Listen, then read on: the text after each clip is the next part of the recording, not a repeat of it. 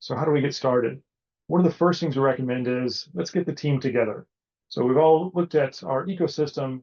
What is it that, who are all going to contribute to this? The reality of this is the GS1 Digital Link program really touches everyone in an organization. It touches legal and finance, it touches marketing, it touches supply chain.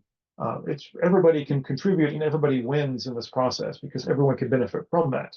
But first thing to understand is what are some of the goals that we have from each of those teams?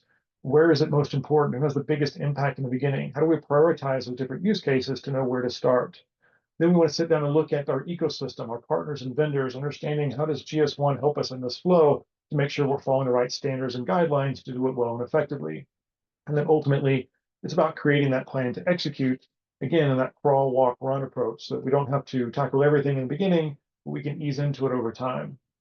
So once you have your team together, so again, we're going to look at the product management side, quality assurance and food safety, if you're in a food creation company. So we have marketing, compliance, and legal.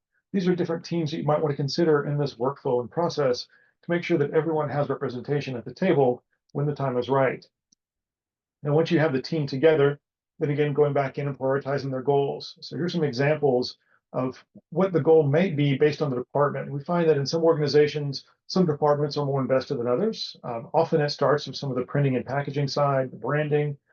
Sometimes the process, as you look at the life cycle of how you create your packaging, some of our customers, the packaging is created 12 to 18 months in advance when the product actually goes live.